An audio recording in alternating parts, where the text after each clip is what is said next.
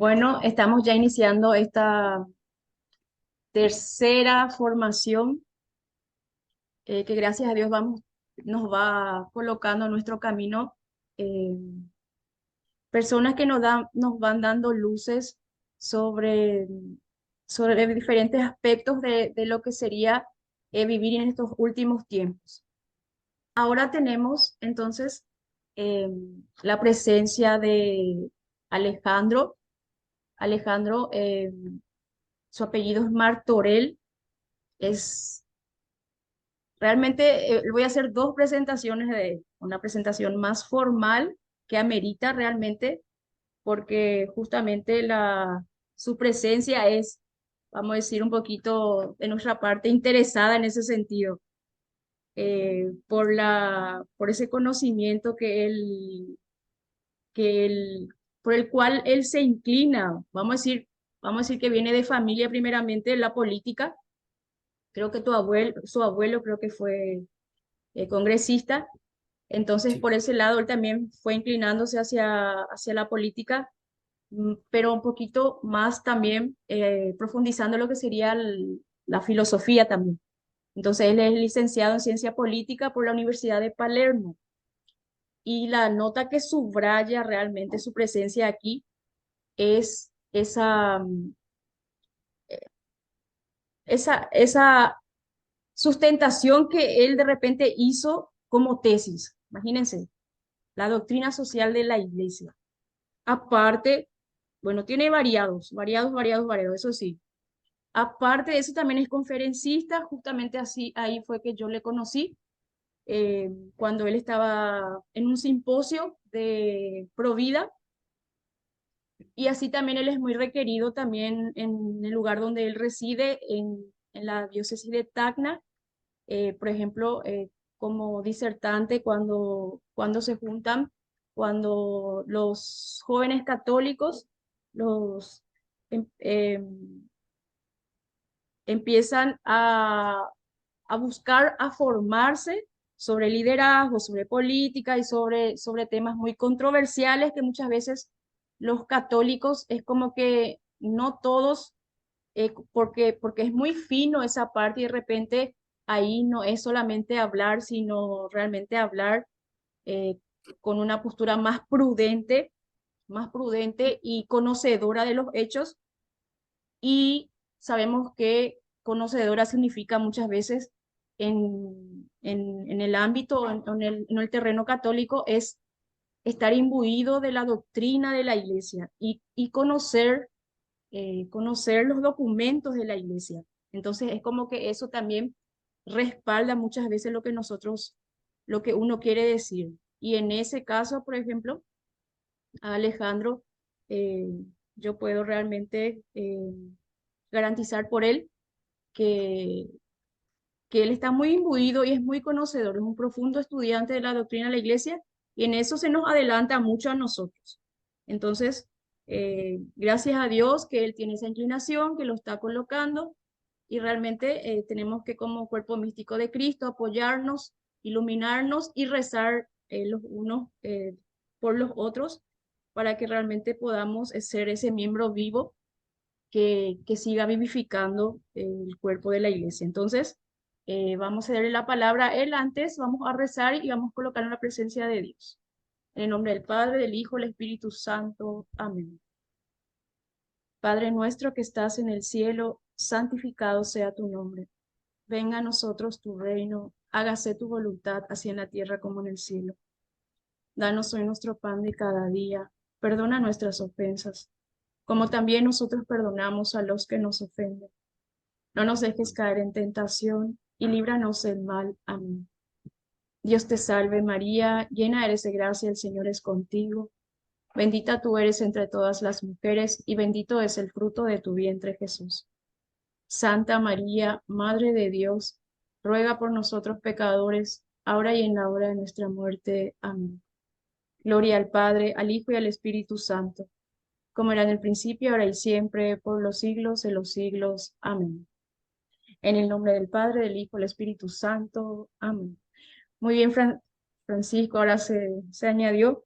Muy bien, Alejandro, entonces te cedo la palabra con mucha tranquilidad, con mucha, vamos a decir, para que puedas realmente decir todo lo que tengas. Yo sé que tenés muchos, pero estamos en familia, queremos aprender mucho, entonces danos un poquito de este alimento también, que es la formación, para poder realmente como católicos valorar mucho nuestra fe y también encontrar nuestro lugar en la sociedad. Adelante, Alejandro. Bueno, muchísimas gracias. Para mí es una alegría enorme poder estar aquí junto a ustedes, eh, pero especialmente es un honor, ya que voy a poder compartir con ustedes algunas reflexiones referidas a un tema tan esencial, tan trascendente como la doctrina del reinado social de Cristo. Bueno, sin más preámbulos, vayamos al corazón del asunto. He considerado oportuno hacer una división tripartita del discurso. Esto es, en la primera parte vamos a analizar el desenvolvimiento del católico en la vida política. En la segunda parte vamos a tratar de analizar con la mayor rigurosidad posible el fenómeno de la descristianización de las naciones. Y por último, en la parte tercera, estudiaremos la doctrina del reinado social de Cristo. Esta división permite enfocarnos en cada uno de los apartados para comprender con mayor nitidez los conceptos y luego unirlos. Las tres partes están integradas, quiero decir, los conceptos están unidos entre sí. Bueno, si les parece, ahora sí comenzamos.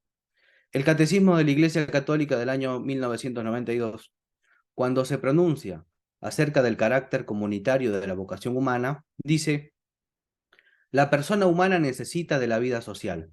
Esta no constituye para ella algo sobreañadido, sino una exigencia de su propia naturaleza. Existe, por tanto, una inclinación en cada uno de nosotros a asociarnos y vivir comunitariamente. Y esta naturaleza casi que nos arrastra instintivamente a los hombres a vivir en comunidad. En el ser humano, podemos decir, hay una irrenunciable dimensión a la vocación comunitaria. Y esta socialización de la que habla el catecismo expresa la tendencia natural que impulsa a los seres humanos a asociarse con el fin de alcanzar objetivos que exceden generalmente las capacidades individuales. Hay sociedades como la familia, la ciudad, también asociaciones diversas, instituciones, centros culturales, asociaciones profesionales y políticas. De tal manera que asociarse es una exigencia de nuestra propia naturaleza porque así Dios lo ha querido. Bien, pero además de vivir asociados, tenemos otras características, ¿no? Además de la sociabilidad como característica específicamente humana, o no específicamente humana, porque la compartimos con otros animales, como ya lo veremos más adelante, tenemos una característica sí que es específicamente humana, que es nuestro carácter esencialmente político. Vale mencionar aquella célebre fórmula inventada por el filósofo Aristóteles: el hombre es un zoon politikon, o si queremos añadir un término incorporado por el doctor Angélico Santo Tomás de Aquino en su obra del Gobierno de los Príncipes a la fórmula original de Aristóteles, el hombre es un animal social y político. Entonces podemos usar o podemos utilizar esta fórmula aristotélico-tomista: el hombre es un animal social y político, en tanto y en cuanto comprendamos que más que un animal social, somos animales políticos. Debemos comprender que en el ser humano hay una vocación política. El hombre es el único animal capaz de establecer formas de gobierno, dictar y modificar leyes, establecer nuevas formas de organización social. El rasgo distintivo del ser humano, como decía Jean Husset en su obra Introducción a la Política, es esa capacidad de intervenir en los asuntos de la ciudad y modificarlos según su ingenio, según sus ideas y según su criterio. Bueno, en ese sentido, debemos comprender que la política es muy importante. Y aquí me voy a detener en una idea elaborada por el escritor, diplomático y pensador mexicano Alfonso Reyes. Se sabe que tuvo una intensa amistad con Jorge Luis Borges. Bueno, Reyes, en una obra suya titulada Simpatías y Diferencias, publicada a principios del siglo XX, analiza brevemente el fenómeno de la política y dice que la política es una palabra desprestigiada en el mundo entero. Dice que la política prácticamente es una maldición semántica. Dice también que una paulatina metamorfosis de significados ha venido torciendo visiblemente su noble significado primitivo, su noble significado originario. Lo que sucede es que Reyes está pensando desde la concepción clásica griega, que sostiene que la política es ciencia maestra de las ciencias, arte maestra de las artes, porque la política influye en todo, como ya lo veremos. Es la política la que se encarga de resolver la cuestión de la convivencia entre los hombres en una comunidad determinada.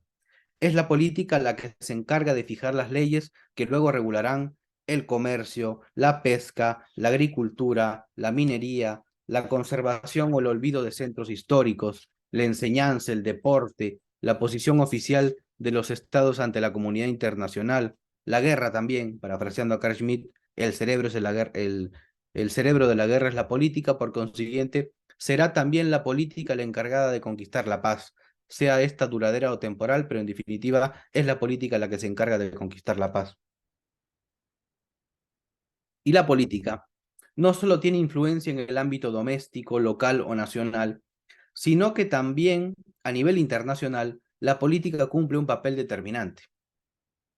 De las decisiones políticas nacen las estrategias de numerosos organismos internacionales y de organizaciones no gubernamentales que en el fondo operan como los grandes propagadores de la cultura de la muerte, que pretenden inmiscuirse en los asuntos internos de los estados y que buscan, por medio del pleno consentimiento de la autoridad gubernamental, introducir leyes con el propósito de aprobarlas. Leyes como el mal denominado derecho al aborto, la eutanasia, la ideología de género, la paridad de género, el matrimonio homoparental, etcétera. Leyes que son gravemente contrarias a la dignidad sagrada de la persona humana y, por supuesto, que violan por completo la ley eterna, ¿no? Como enseña el compendio del Catecismo del año 2005, en tiempos de Benedicto XVI, el compendio del Catecismo de la Iglesia. La dignidad de la persona humana está profundamente enraizada en su creación a imagen y semejanza de Dios. Por consiguiente, estas leyes inicuas que aspiran a introducirse en los recintos parlamentarios son gravemente contrarias a la ley eterna y violan por completo la dignidad sagrada de la persona humana. Bueno, entonces, la política influye en nuestra vida diaria y por eso la Iglesia Católica exhorta a una inteligente participación de los católicos en la vida política. Y lo hace porque nuestras sociedades se están desintegrando moralmente. Si no, no tendría sentido que la Iglesia anime a participar activamente en la vida política. Nuestras sociedades se están descristianizando y la política también.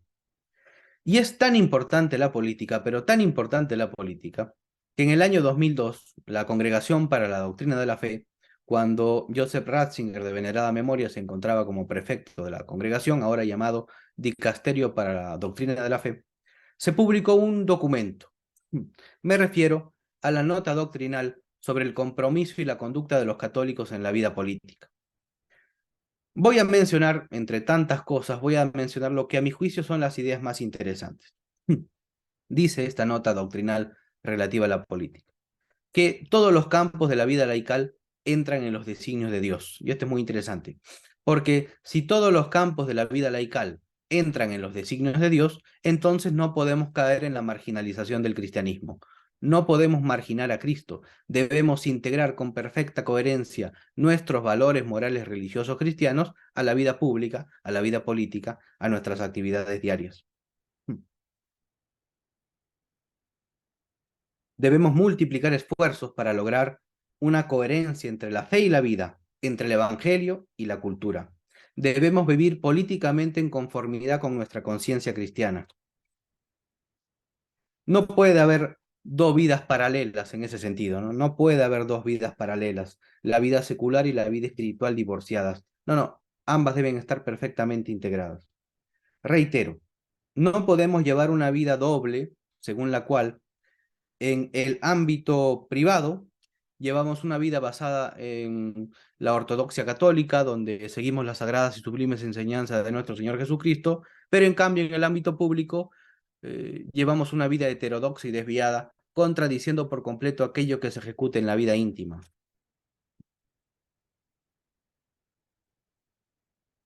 Eso sería vivir en la contradicción y en la hipocresía más repugnante. Yo lo resumiría de la siguiente manera, ¿no? En la vida social nos guiamos por el siguiente principio: sometimiento a la ley y al Evangelio y a la ley moral que custodia la Iglesia, Pero en la vida pública nos guiamos por el principio de insubordinación, despreciando en la iglesia. Y esto lo explica muy bien el tema de la vida doble o vida paralela, lo explica muy bien el Papa León XIII en una encíclica quizás poco conocida que es la Immortale Dei de 1885, que trata sobre la constitución cristiana de los estados, y dice León XIII, haciendo referencia a los ciudadanos católicos, dice, no queda dividido el hombre, no queda dividido el hombre, que es ciudadano y cristiano al mismo tiempo con conceptos o con preceptos contradictorios entre sí. No hay contradicción posible en el ser humano. Es cristiano y ciudadano al mismo tiempo. Es cristiano y ciudadano a la vez. Por tanto, nos oponemos a esta división o vida doble porque sería de naturaleza esquizofrénica. Pensemos en la literatura. Pensemos, por ejemplo, en Los elixires del diablo de Hoffman, esa obra extraordinaria de Hoffman, y El monje Medardo. Tiene dos personalidades que coexisten en una misma persona. O en el extraño caso de Dr. Jekyll y Mr. Hyde, en la obra de Stevenson, Dr. Jekyll, una personalidad verdaderamente deslumbrante que en la vida privada y en la vida pública es un hombre respetable, pero que en la noche, bebiendo un brebaje que es producto de las fórmulas químicas, se convierte en Edward Hyde o Mr. Hyde, un hombre perverso, verdaderamente malévolo, que decide voluntariamente someterse al imperio del mal por medio del brebaje. O pensemos en la obra, el relato extenso de Edgar Allan Poe y William Wilson con sus particularidades, pero en el fondo es lo mismo, ¿no? Dos personalidades conviviendo en una misma persona. Bueno, esto es lo que pretenden algunos que sostienen que es inaceptable que la religión tenga influencia en la política, lo que equivale a decir, para vivir cristianamente hay que abandonar la política. Y esto no es así. No hay que abandonar la política para vivir según la ley moral cristiana. Como decía San Juan Crisóstomo, la luz del Evangelio debe brillar en medio de las comunidades. Bueno, volviendo a la nota de la congregación, también dirá esta nota que el cristiano tiene exigencias éticas fundamentales e irrenunciables. Es decir, no puede aprobar políticamente algo contrario a su fe cristiana. Y un ejemplo práctico de esto es Santo Tomás Moro, patrono de los políticos católicos. La enseñanza de Tomás Moro yo la podría sintetizar de la siguiente manera. No se puede conciliar lo inconciliable. Tomás Moro se destacó por su férrea oposición a la anulación matrimonial de Enrique VIII con Catalina de Aragón.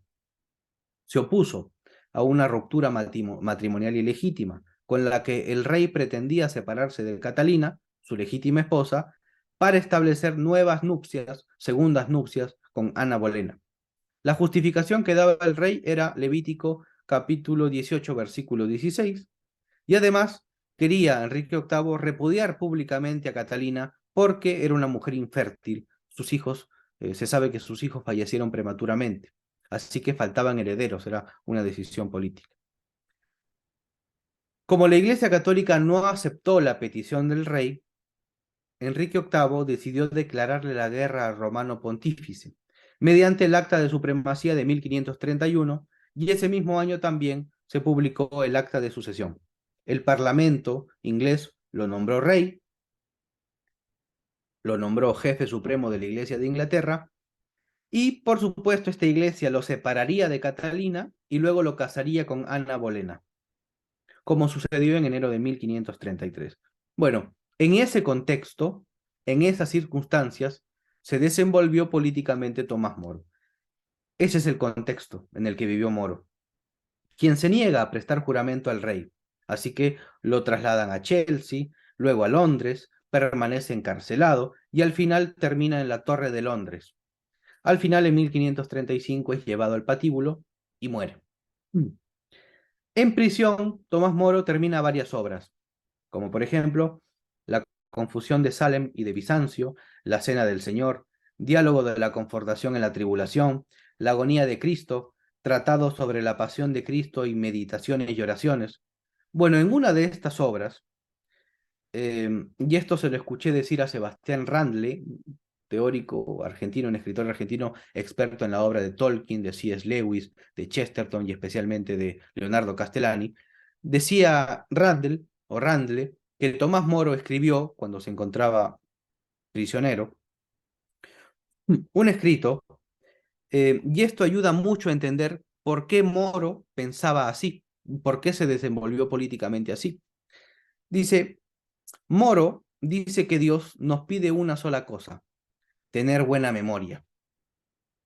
Moro aquí está pensando en un pasaje bíblico, en uno de los 7 libros sapienciales, concretamente Eclesiástico 7:40, que dice, en todo lo que hagas, acuérdate de tu final y nunca pecarás. O, que es la variante, acuérdate de tus postrimerías y no pecarás jamás. Bueno, ¿qué son estas postrimerías? Reitero, esto ayuda mucho a entender por qué Moro obró como obró. ¿Qué es esto de las postrimerías? Bueno, si recordamos el Catecismo de San Pío X, publicado en 1908, habla acerca de las postrimerías y dice, los novísimos, o postrimerías, quedó lo mismo, los novísimos son 4 certezas. Hay muerte, hay juicio, hay infierno y hay gloria. Las postrimerías son las cosas postreras que le ocurrirán inevitablemente al hombre. Dice San Pío X, conviene pensar en nuestras postrimerías, siempre que nos sintiéramos tentados. Ahora se entiende mucho mejor por qué Moro obró como obró. Y se entiende mucho mejor su posición férrea e inquebrantable de no apartarse de la ley cristiana y pensar en todo momento en el destino final, en su muerte. Además, si queremos comprender mejor la vida de Moro, les sugiero la película A Man for All Seasons, El hombre para todas las estaciones, una película o un film del año 1966 del director Fred Zinnemann, una bellísima película que retrata la vida de Moro, la personalidad, bueno, y la sabiduría que permanentemente demostraba Tomás Moro. Bueno, em, la Iglesia nos anima a participar políticamente, porque la sociedad en la que vivimos está atravesada por una profunda crisis espiritual. Esta es una sociedad profundamente anticristiana, con valores opuestos al cristianismo. Y esto nos lleva a intentar comprender cuál es la causa de la descomposición moral, intelectual, cultural y política de nuestros pueblos. Y aquí entramos en la segunda parte del discurso. Vamos a analizar cuál es la raíz de todos los males, en definitiva, cuál es la causa, o perdón, cuál es la fuente emponzoñada de donde proceden todos los errores. Y la respuesta está en el fenómeno de la descristianización de las naciones.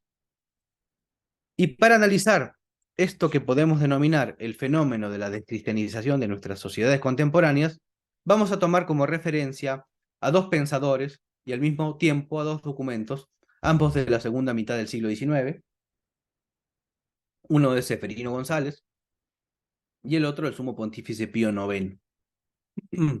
Ceferino González fue un sacerdote dominico español que es muy conocido por su historia de la filosofía, publicada en 1886, una historia de la filosofía que es una obra con pretensiones críticas y sistemáticas de una historia de la filosofía desde la perspectiva cristiana y además en español. Su trabajo es algo novedoso. Pero no me voy a detener en este trabajo, sino en una conferencia que él dicta en 1883 en la Real Academia de Ciencias Morales y Políticas, un discurso extenso que trata múltiples temas, habla de economía política, de filosofía política, de historia, de teología. Bueno, yo voy a limitarme a decir lo que a mi juicio es la tesis central o la tesis principal de Ceferino González. Él dirá que la causa principal originaria que esteriliza y detiene la marcha de las sociedades por los caminos del bien es la negación de Dios. Ceferino González llega a la conclusión e identifica que el principio generador del mal está en esa perniciosa tendencia de los hombres de pretender desterrar a Dios de la sociedad civil. Esta es la posición de Ceferino González. Y el otro pilar del pensamiento católico es el Papa Pío IX. Quizás muchos de ustedes lo recuerden por el sílabus o el silabus, aquel documento de 80 puntos, aquel documento de 80 proposiciones donde se condenan los errores morales y doctrinarios de la modernidad, un documento publicado en 1864, un documento en donde Pío IX va a condenar el panteísmo, el protestantismo, el socialismo, el comunismo, condena a las asociaciones que maquinan contra la iglesia, especialmente la francmasonería, condena el latitudinarismo, que es una corriente que emerge al interior del anglicanismo, de la iglesia anglicana, va a condenar quizás uno de los conceptos de mayor vigencia, que es el indiferentismo religioso, que por cierto ya había sido condenado por el sumo pontífice Gregorio XVI en la carta encíclica Mirari Vos de 1832, extensamente fue condenado y que va a ser retomado por el Papa Pío IX. Bueno, además de eso, por cierto, antes que me olvide, por cierto, para complementar el estudio del sílabus de Pío IX, les recomiendo leer la obra Catecismo del Sílabus de Monseñor Gaume, publicada en 1876. Ilumina bastante. Bueno, además de ese texto publicado en 1864, en el mismo año, Pío IX va a publicar la carta encíclica Quanta Cura, una encíclica muy interesante donde condena ferozmente los errores de la modernidad, donde va a condenar un principio que está empezando a emerger o a germinar en el siglo XIX, pero que va a empezar a florecer en la segunda mitad del mismo siglo, y que estas ideas especialmente van a florecer en el terreno filosófico y en el terreno político. Estas ideas enseñan que, y lo dice Pío IX en la encíclica Quanta Cura, que la sociedad y el progreso civil exigen absolutamente que la sociedad humana se constituya y gobierne sin relación alguna con la religión. Pío IX está preocupado y pensando especialmente en la juventud, porque si este absurdo e impío principio predomina en el mundo, los que se corromperán miserablemente serán los jóvenes, los que serán arrancados de la iglesia y caerán en los lazos del error serán los jóvenes. Por eso, Pío IX exhorta con extrema lucidez a abominar y huir enteramente horrorizados del contagio de tan cruel pestilencia. ¿Y cuál es esta cruel pestilencia? La tesis que sostiene que es lícito, que es moralmente admisible, que es enteramente razonable, desterrar a Dios de la sociedad civil. Es decir, lograr que la sociedad se libre de la religión, concretamente de la religión católica. Bien, entonces, esto es el fenómeno de la descristianización de las naciones. Bien, la Iglesia ha determinado las causas. La Iglesia ha identificado que el origen de todos los males está en el fenómeno de la descristianización de las naciones. Y ahora conviene analizar cuál es la respuesta, y aquí entramos en la parte final, en la parte tercera del discurso. Siguiendo un antiguo método de la medicina, por cierto, método en griego quiere decir camino, vía, para curar un organismo enfermo o para curar una enfermedad, primero hay que determinar las causas. Determinando las causas que conducen a la enfermedad, posteriormente se podrán proporcionar los remedios más eficaces para combatir y extirpar el mal. En este caso, la Iglesia Católica ya ha identificado que la fuente emponzoñada de donde proceden todos los errores está en el fenómeno de la cristianización de nuestras sociedades contemporáneas, y ahora conviene o toca dar el remedio. Y aquí entra la doctrina del reinado social de Cristo. El concepto del reinado social de Cristo fue acuñado por el jesuita francés del siglo XIX, Henry Ramier, o Henry Remier, un hombre que estaba obsesionado, preocupado en combatir el progresivo proceso de descomposición de nuestras sociedades contemporáneas, especialmente preocupado en combatir ese paulatino y aparentemente irreversible proceso de secularización de las instituciones sociales. Pero quien va a difundir, quien va a propagar con mucho mayor éxito la doctrina del reinado social de Cristo será el cardenal Pie. Me refiero a Louis-Édouard François Désiré Pie, un hombre también del siglo XIX francés, que, reitero, va a propagar, va a esparcir con mucho más éxito, no necesariamente con más fundamento, pero va a difundir la doctrina del reinado social de Cristo. Bien, el cardenal Pie se va a reunir en una ocasión, concretamente en 1856, con el emperador católico francés Napoleón III. Un hombre que ciertamente no es alguien de mi especial simpatía, yo diría más que Napoleón III, su asesor y consejero político Michel Chevalier, porque sabemos que Michel Chevalier, pensador geopolítico, fue el hombre que difundió con mucho más éxito que fundamento el término América Latina, un término, un objetivo, un concepto que tenía el cometido específico de restarle mérito a España. Así que, bueno, quienes hemos dedicado parte de nuestro valioso tiempo a estudiar acerca o sobre la correcta denominación de nuestros pueblos, exhortamos que es preferible prescindir de la utilización del término América Latina y preferimos hablar de Hispanoamérica, o si queremos incluir sin ambajes a nuestros hermanos del Brasil, y a la tradición lusitana, hablemos de Iberoamérica. Por cierto, a quien le interese, he hecho un ensayo acerca de esto, estudiando qué es América Latina, qué es Hispanoamérica y qué es Iberoamérica, así que se lo puedo entregar el trabajo de forma privada. Bueno, lo concreto, el dato objetivo es que en 1856 el cardenal Píe se entrevista con Napoleón III y le va a decir literalmente lo siguiente. Él, refiriéndose a Jesucristo, ¿no?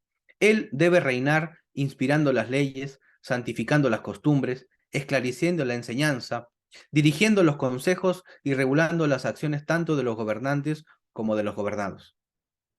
En síntesis, y para ser más específico, la doctrina del reinado social de Cristo lo que pretende en última instancia es lograr que Cristo reine en todas las esferas de la actividad humana. Es decir, si comprendemos que Cristo tiene autoridad soberana, entonces, tanto la sociedad en su existencia como en su acción colectiva, al igual que los individuos en la vida privada, ambos deberán someterse a Jesucristo y observar su ley santísima. Bueno, esto tomémoslo como una primera aproximación.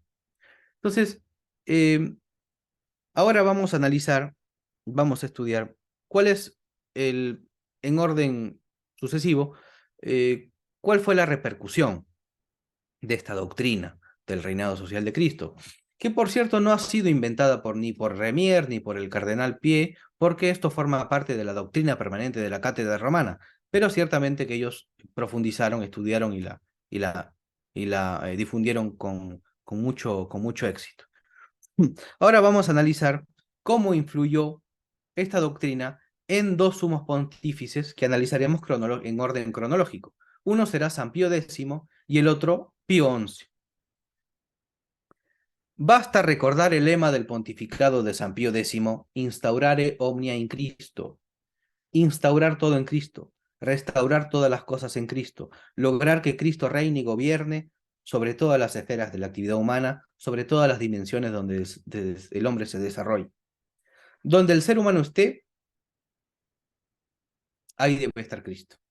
Hace un tiempo escuché decir al profesor Antonio Caponeto que el lema del pontificado de San Pío X había sido inaugurado en la carta apostólica, nuestro cargo apostólico, publicada en 1910. Bueno, sin ánimos de contradecir al maestro Caponeto, por supuesto, sin ánimo de contradecirlo, sino para complementar su postura, considero que esto, lo que dice él, no trae confusión, pero sí quizás una imprecisión histórica. Debo decir que la primera vez que San Pío X menciona el instaurare omnia in Cristo, no es en la carta apostólica, nuestro cargo apostólico de 1910, sino en la carta encíclica El firme propósito, publicada en 1905. Y para fundamentar esta postura, voy a citar un comentario del sacerdote e historiador italiano Umberto Benigni, un hombre que vivió entre 1862 y 1934, un amplio conocedor de la vida y obra de Giuseppe Melchiore Sarto, nombre secular del Papa San Pío X, dice Umberto Benigni, en su primera encíclica, El firme propósito de 1905, deseando revelar hasta cierto punto su programa de trabajo, mencionó Pío X el lema que sería, bueno, mencionó el que sería el lema de su pontificado, instaurare omnia in Cristo, cuyo fundamento bíblico es Efesios 1:10. Ahora voy a analizar con brevedad qué es lo que dice San Pío X en esta encíclica, el firme propósito. Dice, Todo debe quedar bajo el dominio de Dios. Debemos lograr la restauración de todas las cosas en Cristo, y esto implica la divulgación de la verdad revelada. El lema escogido, en realidad, dice San Pío X, es el lema de la Iglesia. Restaurarlo todo en Cristo, pero que es especialmente el lema de nuestro pontificado y el lema de nuestros tiempos. Con profunda nitidez, Pío X dice que para reparar los gravísimos desórdenes de la civilización anticristiana, lo que debemos hacer es introducir de nuevo a Jesucristo en la familia, en la escuela, en la sociedad.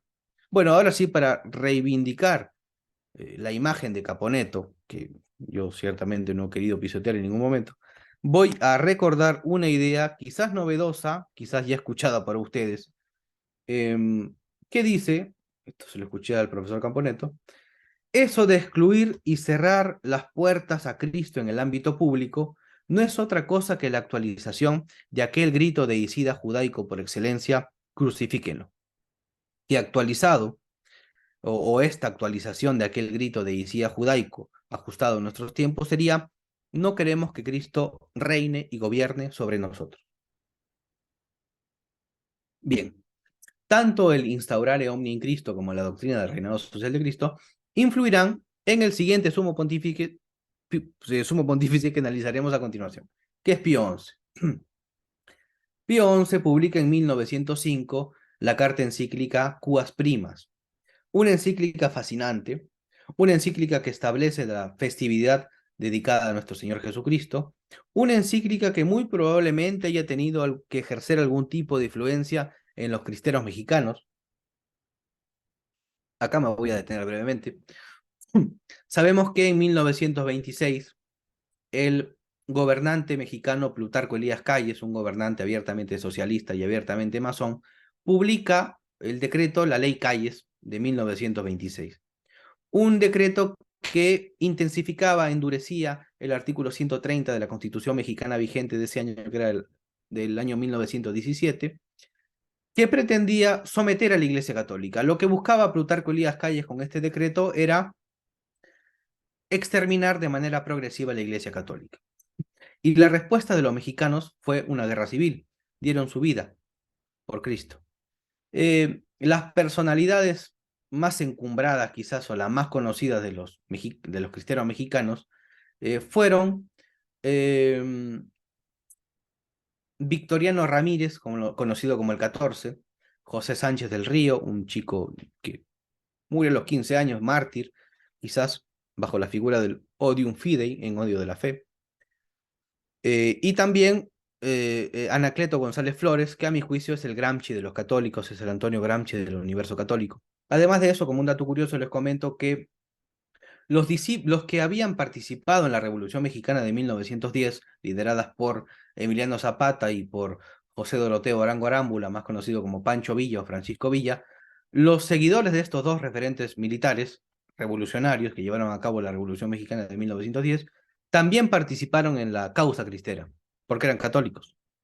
Bueno, yo les decía que es muy probable que la carta encíclica Quas Primas de 1925 haya tenido que ejercer algún tipo de influencia en los cristeros mexicanos, porque el lema de los cristeros era Viva Cristo Rey, viva Cristo Rey, término que figura incontables veces en la encíclica Quas Primas cuando se hace referencia exclusiva a Jesucristo, cuando se habla del Rey y se refiere de forma exclusiva a Cristo.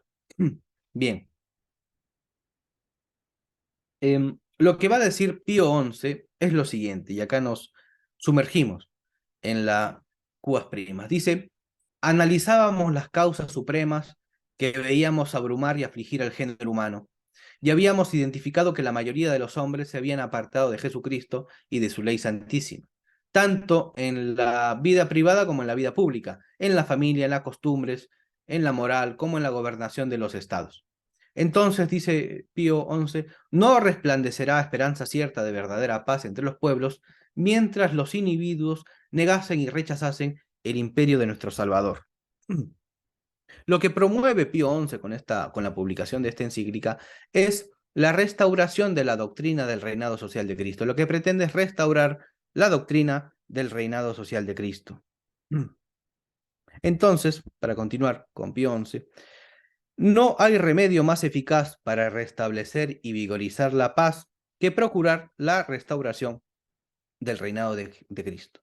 Cuando expone sobre la realeza de Cristo, Pío XI cita a San Cirilo de Alejandría, quien dice: posee Cristo soberanía sobre todas las criaturas, no arrancada por fuerza ni quitada a nadie, sino en virtud de su misma esencia y naturaleza. Su realeza está fundada en la unión hipostática. Por consiguiente, Cristo debe ser adorado, pero además todos estamos sujetos a su imperio y debemos obedecerle, porque Cristo tiene potestad sobre todas las criaturas. Lo que nos dice Pío XI es que tanto privada como públicamente debemos someternos al imperio de nuestro Señor Jesucristo y que Cristo como Rey, dado su supremo grado de excelencia, debe reinar en los corazones, en las voluntades y en las inteligencias de los hombres. Bueno, quiero finalizar esta exposición con las pertinentes y lúcidas palabras de Monseñor Athanasius Schneider, obispo de Kazajistán, concretamente tomando como referencia sus ideas expuestas en una conferencia que él dio en Buenos Aires, Argentina, en el año 2017, titulada El reinado social y universal de Cristo. Va a decir Monseñor Schneider, pero valiéndose de los argumentos del cardenal Pie, que todos los hombres y las sociedades han sido creados con el propósito de aceptar a Cristo como rey. Pero la mayoría de los hombres y de las sociedades no escogen a Cristo como a su rey, se rehúsan a sujetarse a Cristo como a su rey. Y este lenguaje y modo de obrar rebelde, en última instancia, es inspirado por Satanás, el adversario de Cristo. De ahí la proclamación: no queremos que Cristo sea nuestro rey. Schneider cita las afirmaciones del cardenal Pie: Jesucristo es la piedra angular de todo el edificio social. Sin él, todo se estremece, todo está dividido y todo está perdido. Por tanto, es necesario poner en el corazón de nuestros contemporáneos y en el corazón de nuestros hombres públicos de que no habrá paz en los países mientras no coloquen a Cristo como la piedra angular de base. Agrega el cardenal Pie: el destronamiento de Dios en la tierra es un crimen, al que no nos debemos resignar jamás. Nuestra misión es proclamar que Jesucristo es el Rey de los pueblos y de las naciones. Bien, para sintetizar, hemos analizado cómo debería ser el desenvolvimiento de los católicos en la vida política y hemos tomado como referencia el patrono de los políticos católicos, Santo Tomás Moro. Hemos recordado una película bellísima de Fred Zinnemann, un film del año 66, Amen for All Seasons, donde se retrata su vida. Hemos analizado además la nota de la Congregación para la Doctrina de la Fe relativa a la política.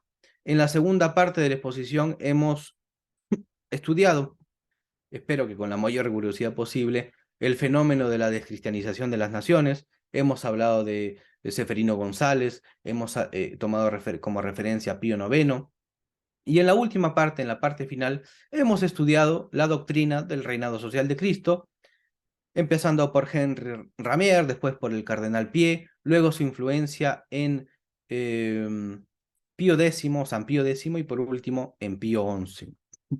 Bueno, ya para finalizar, Cristo debe estar presente en cada actividad humana, debemos impregnar de cristianismo todas las estructuras sociales, debemos contagiar del espíritu cristiano a quienes nos rodean y vivir según Cristo manda.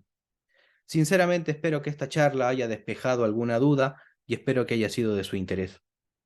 Bueno, Cristo vence, Cristo reina, Cristo impera. Viva Cristo Rey. Muchas Vi- gracias. Viva. Buenísimo, Alejandro. Realmente está muy completo, realmente sin lagunas. eh, Digno de nuestro Señor Jesucristo, porque realmente este crimen de destronarle a Él del corazón, después luego el ataque a la familia, luego, como decías, de la esfera de la escuela y de la política, que es un terreno mucho más, vamos a decir, no, muy tímido de los católicos que entran en ese terreno. Entonces, realmente ese destronamiento se ve que es un crimen y ahí lo que deriva tanto este suicidio, vamos a decir, colectivo que genera Colectivo. las ideologías. Las ideologías y ahí uno otra vez es como que retorna otra vez a esa fuente, a esa piedra angular, como bien lo dijiste, de este edificio social que es la iglesia, que sin Cristo realmente reina el caos porque el hombre está realmente sediento de una sociedad, pero esa sociedad sobrenatural es la que eh, es legítimamente del hombre, o sea, el espejo, como somos imagen creados a imagen de Dios. Entonces, pero como decía, la sociedad va caminando y solo unos focos, unos puntos de predicar este reinado es lo que hacemos y de repente para algunos es, para nosotros nuestro círculo, que este material, como bien te decía, va a ser muy aprovechado. De repente no se unieron muchos, pero muchos por el tema de nuestro ambiente, por el tema de las actividades, los compromisos, pero como queda grabado también, luego se va a ver. Y como te decía, necesitamos realmente vigorizar esa creencia que Cristo tiene bajo control todo. Aunque muchos quieren usurpar, todavía nosotros tenemos que realmente trabajar y seguir instaurando todo en Cristo. Y parece tan apostólico, realmente tan fervoroso este grito.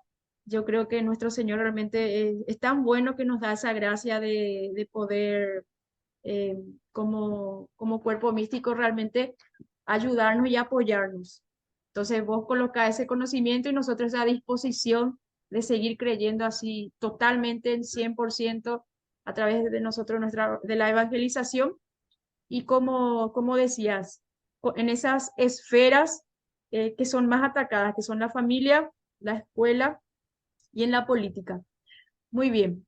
Entonces, de repente, si alguien quiere hacer una pregunta, está abierto ahora. Yo lo que, por mi parte, lo que quería decir es que me parece tan formidable la forma que vos siempre explayás lo que es la política con la doctrina, como te decía, porque son dos polos muy delicados. O te vas por un polo de la política y como vos decías, hay esa disgregación, como vos mismo nombrabas, que como una separación de vida, no hay una coherencia.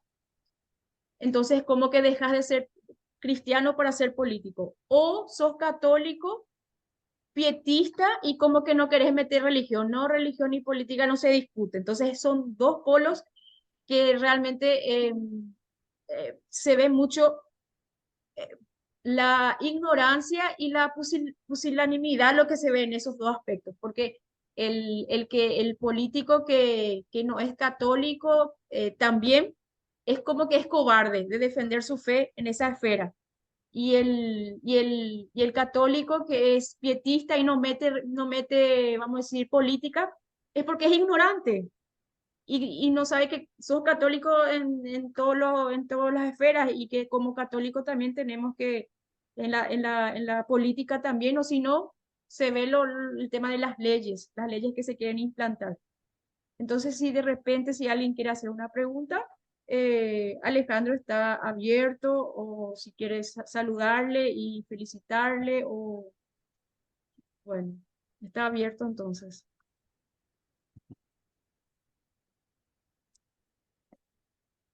Sí.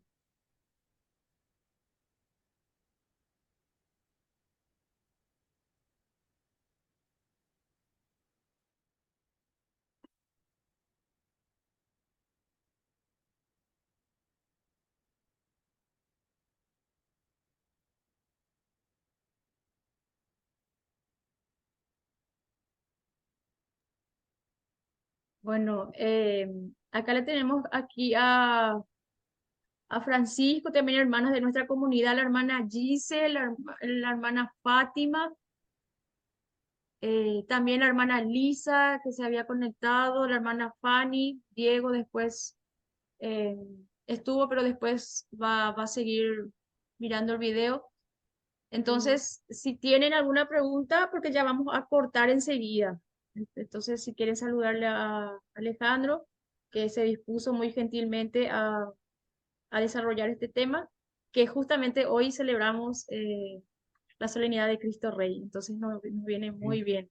Desde ya, muchísimas gracias, Alejandro. Realmente estamos muy felices por tu presencia. Entonces, No, ustedes por la invitación.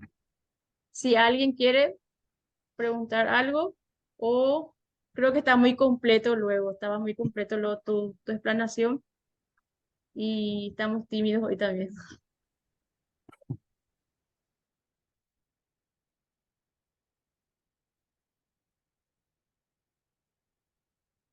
Bueno, Buenas tardes, Buenas Alejandra. tardes. ¿Cómo estás? Soy la hermana Giselle.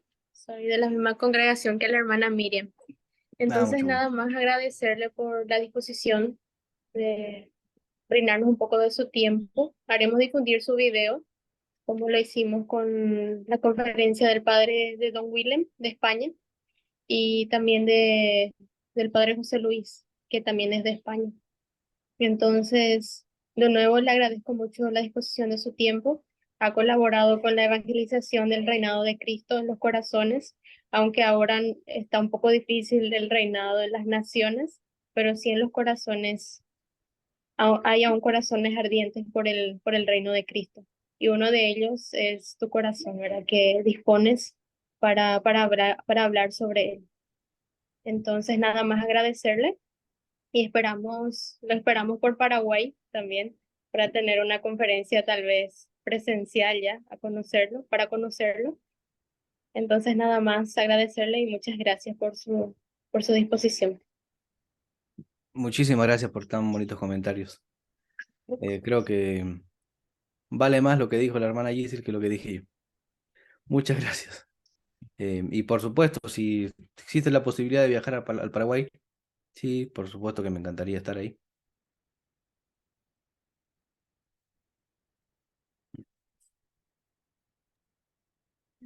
Bueno, entonces ya vamos finalizando nuestro encuentro de hoy, agradeciéndote realmente, Alejandro, por la disposición que tuviste. Yo sé que vos siempre te esmeras mucho y que es una pasión realmente y más esa gracia que Dios te da, que realmente se necesita, eh, esa luz en, en todas estas esferas y más en nuestro círculo de católicos que se quieren formar. Y como bien decía la hermana Giselle, vamos a ir divulgando tu video para que también nuestra formación nos haga siempre más convictos realmente en nuestra posición de batalla. Muchísimas gracias, Alejandro, que Dios te bendiga, va a estar presente en nuestras oraciones. Ánimo, siempre, siempre cultivando realmente estas dos, vamos a decir, porque yo veo así muy, muy, muy fuerte en vos esto, el tema de la política, también está el tema de la espiritualidad y la doctrina católica. Entonces se Ujú. ve que Dios ve, o sea, se ve que Dios quiere que vos haga ese equilibrio que realmente necesita mucho también de cultivar para que no te vaya ni de un lado ni del otro. Muchísimas gracias, Alejandro, y de mi parte es eso, van a estar siempre presentes en mis oraciones. Muchísimas gracias. Bueno, vamos a concluir entonces con una oración. En el nombre del Padre, del Hijo y del Espíritu Santo. Amén. Bendita sea tu pureza y eternamente lo sea, pues todo un Dios se recrea en tan graciosa pureza. A ti, celestial princesa, Virgen Sagrada María, yo te ofrezco en este día alma, vida y corazón. Mírame con compasión, no me dejes, Madre mía, morir sin tu santa bendición. Amén. En el nombre del Padre, del Hijo y del Espíritu Santo. Amén. Bueno, hasta luego, Alejandro. Hasta luego, muchas gracias.